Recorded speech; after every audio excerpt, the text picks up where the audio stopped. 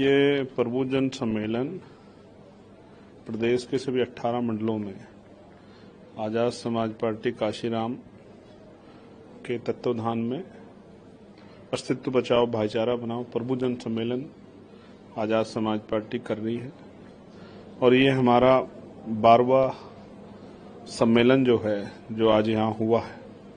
ये पहले भी इसकी तारीख रखी गई थी लेकिन परमिशन कैंसिल हुई तो तिथि आगे बढ़ा के आज हुई और इसके माध्यम से उत्तर प्रदेश में जन जागरण अभियान हम लोग चला रहे हैं। बाकी पार्टियां एक ही जाति एक ही धर्म के लोगों को मंच पर बिठा के प्रभु जन सम्मेलन कराती थी, लेकिन बाबा साहब अम्बेडकर के संविधान से जब वो लागू हुआ तो स्पष्ट हुआ कि पढ़ लिख कर सब लोग आगे बढ़ सकते हैं। बाबा साहब ने कहा था जिस समाज में 10 डॉक्टर 10 इंजीनियर 10 वकील पैदा हो जाएंगे उस समाज का शोषण नहीं हो सकता, समाज के अधिकार नहीं छीने जा सकते।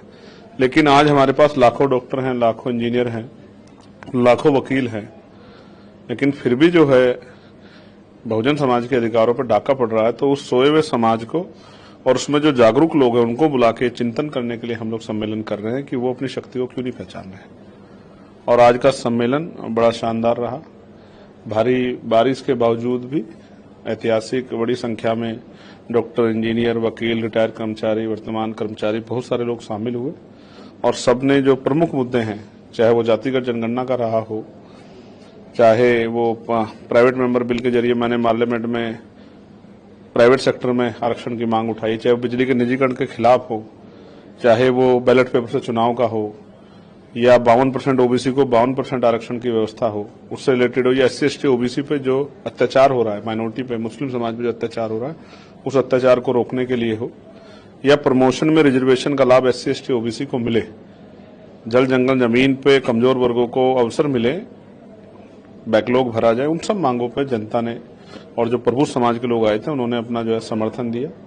और भविष्य में आजाद समाज पार्टी के साथ जुड़ के वो लोग दिन रात मेहनत करेंगे और गांव-गांव तक आजाद समाज पार्टी को पहुंचाने का काम करेंगे। तीसरे पंचायत चुनाव में आजाद समाज पार्टी बेहतर प्रदर्शन करेगी, उसकी तैयारियों को लेकर भी सम्मेलन था। सम्मेलन कामयाब रहा, इसके लिए मैं गोरखपुर की पूरी टीम को और उत्तर प्रदेश की पूरी लीडरशिप को धन्यवाद देता हूँ। उत्तर प्रदेश का सदन, देखिए सदन चलाना स्पीकर साहब के हाथ में है, तो अगर स्पीकर साहब सदन चलाना चाहते हैं तो मैं जहां तक समझता हूं कि चर्चा हो, लेकिन फिर आप ये समझिए कि जो विपक्ष की मांगे होती हैं उस पर भी चर्चा होनी बहुत जरूरी है।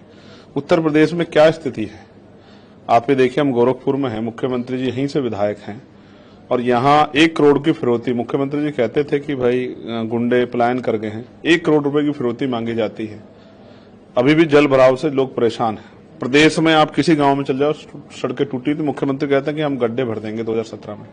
17 से 25 आ गया, अभी तक गड्ढे क्यों नहीं भरे गए? नशे की चपेट में है ये बॉर्डर एरिया होने की वजह से। क्या कानून व्यवस्था है?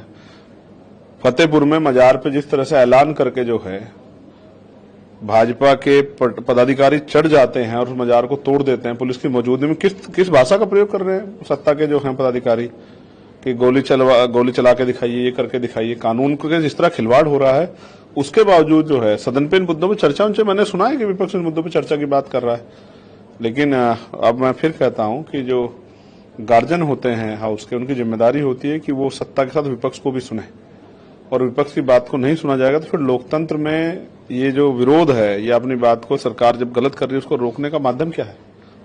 तो चर्चा हो, वार्ताएं हों, डिबेट्स हों और जनता के हितों के लिए फैसले हों, ये बहुत महत्वपूर्ण है। सदन चाहे 24 घंटे चले या 48 घंटे चले तो ये तो अच्छी बात है, चलना चाहिए, अच्छी बात है। विपक्ष को अपनी जिम्मेदारी को मजबूती से अदा करनी चाहिए।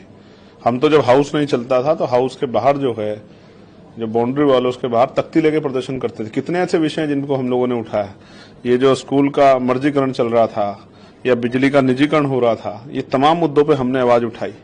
एक दवाई एक दाम की आवाज उठाई, एडवोकेट प्रोटेक्शन एक्ट की आवाज उठाई, कोशिश की कि जिन मुद्दों को सरकार ने, जो हम वहां हाउस में नहीं कह पा रहे हैं हाउस में चलने की वजह से, उनको भी जनता के सामने रखा जाए। और मैं मीडिया का धन्यवाद दूंगा कि बहुत सारे ऐसे विषय जब उठे तो सरकार को उन पर फैसले लेने पड़े हैं। अभी भी बहुत सारे विषय हैं, हमारे यहाँ नहीं चला 16 दिन से विजन सदन नहीं चला, यहाँ तो 24 घंटे चलने की बात हो रही। तो हम लोगों ने तो कोशिश किया कि हमारे विषय उठा। अब जल भराव की स्थिति क्या है? मैं जिस लोकसभा क्षेत्र से जीत के आया नगीना में, वहां कई कस्बे ऐसे हैं जो जलमग्न हो रहे हैं। नैटोर है, नजीबाबाद है, धामपुर है, बरसाती नदियां उफान पे, हम गंगा से कनेक्टेड हैं। गंगा के आसपास के एरिया में सारी फसलें नाश हो गई, मैंने पार्लियामेंट में आवाज उठाई, मुख्यमंत्री जी को पत्र लिखा, जल शक्ति मंत्री को पत्र लिखा। क्या हुआ? उसका परिणाम क्या हुआ? कोई पूछने वाला नहीं है। रोटी के लाले पड़ गए हैं, बच्चे स्कूल नहीं जा पा रहे हैं। गड्ढों में सरकार गड्ढे नहीं भर रही, गड्ढों में सरकार चली गई है आज उत्तर प्रदेश में। और मैं फिर कह रहा हूं, इस तानाशाही के साथ सरकार नहीं चलती। जनता में बहुत विरोध है और जनता आने वाले चुनाव में वोट की चोट से सबक सिखाएगी। नहीं, फिर मैं कह रहा हूं, जब कोई सत्ता के द्वारा जो गलत पॉलिसियां लाई जा रही है उनके खिलाफ अगर कोई संघर्ष करेगा तो गिरफ्तारी से डरना नहीं चाहिए।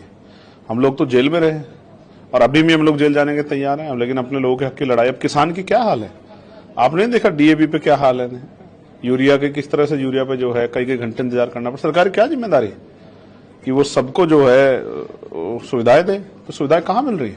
बिजली कटौती की बात करें तो मैंने यही अखबार में पढ़ा कि 16-16 घंटे कटौती यही हो रही है। तो उत्तर प्रदेश में नया कुछ नहीं हुआ है, पुराने जो चीजें हुई हुई हैं उसी को जो है, उसी पे जो है लीपा पोती करके, डेंट पेंट करके अपने नाम करके चला जा रहा है उत्तर प्रदेश को। देखिए, चुनाव की तैयारी मजबूत है, लेकिन उत्तर प्रदेश में पार्टी जो है अभी तीसरे पंचायत चुनाव में लगी हुई है कि ग्रामीण क्षेत्रों तक, जहाँ बहुजन समाज बहुसंख्यक रूप से रहता है, वहां तक बात जाए, उनको जो है वोट की ताकत को समझा जाए। और आज पार्टी ने ऐतिहासिक निर्णय लिया है कि हम लोग 1,62,000 से ज्यादा जो बूथ हैं उत्तर प्रदेश के, हर बूथ पे कम से कम 4 वोटर वॉरियर को जिम्मेदारी देंगे, वोट रक्षक तैयार करेंगे। उनके जरिए वोट की वैल्यू उस बूथ के लोगों को समझाना और वोट को किस तरह से जो है वोट की चोरी ना हो, वोट कटे ना, गलत वोट वहां बढ़े ना, उसको पूरे को नियंत्रण करना और उसको पोलिंग बूथ तक ले जाने की जिम्मेदारी उन 4 कार्यकर्ताओं पर रहेगी। और ऐसे जैसे जब ये घोषणा की गई तो लाखों कार्यकर्ताओं के मन में उत्साह पैदा होगा कि हमें अपनी पार्टी की सेवा करने का, लोकतंत्र बचाने का मौका मिलेगा। तो ये जो फॉर्मूला हम लोग वोट रक्षक का लेके आए हैं, वोट वॉरियर का लेके आए हैं, ये फॉर्मूला उत्तर प्रदेश में बहुत बड़ा बदलाव जो है आजाद समाज पार्टी पक्ष में करेगा।